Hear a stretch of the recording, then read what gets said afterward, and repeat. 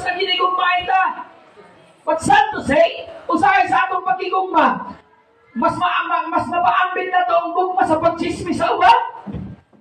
Hello? Imbes nga ipasinatin imong gugma sa imong isig katao.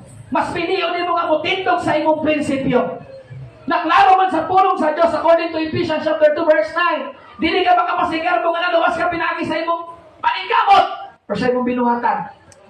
Ang ingon dire, naluwas ka, pinaagi sa grasya o sa pagtuon nimo kang Kristo.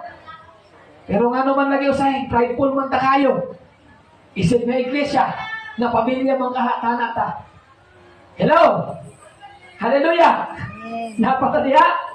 Pinaagi kang Kristo kitang tanan o dayo dili makaduol sa amahan diya sa usa ka espiritu. Grabe no? Grabe ang opportunity ang giabli ni Kristo pinaagi sa iyang kamatayon. Tungod sa iyang kamatayon, gitagaan tagkatungod sa Dios nga makaduol sa amahan. Matana, kinsa Dios nga moduol sa amahan, tasa kamot. Ha? Ang uban di na mo ganahan moduol sa amahan. Ha? Dili sa imong amahan nga naa sa langit. Amen ba? Kaya kung nangandoy lang ka o Diyos, nga kutobra ka sa imong balayong sa simbahan, wag ka mangandoy nga makauban sa amahan, iksoon, mayroon ko sa imo, ang ganang pangalagad. Amo kayo. Kaya ang ending sa pagpangalagad sa Diyos, ikaw pa sa pulong sa Diyos, maghari ka, kauban ang Diyos. Ibig sabihin, muabot ang time, makauban mo siya. Pero kung nangandoy lang ka nga, dili nakakutob sa kalibutan, simenteryo lang nakutob. Ikaw ra, ayaw ko na. Ako, magpalangit din ko. Amen ba? Amen. Hallelujah. Busan among mga dili-udeyo, dili na mga langyaw, o mga dumudoong, kundi mga kauban na sa katawhan sa Diyos, o mga sakop na sa iyang banay. Hindi mo tapad, banay. Banay. Ibig sabihin, nasakop ka sa panimalay sa Diyos. Amen. Sama sa gingon ako, kung unsay pilion nimo, gusto ka nga mahimong miyembro sa simbahan o mahimong anak sa Diyos.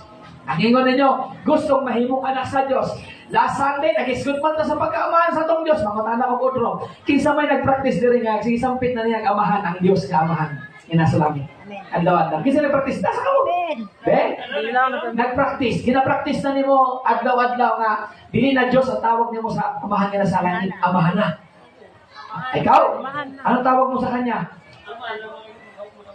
Ha? Amahan na mama?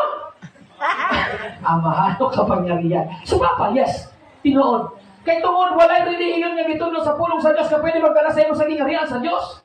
Kung dili, ingon pa sa pulong sa Diyos, ang mga sakop sa balay sa Diyos mo, iyang makauban. Amen. Kung miyembro na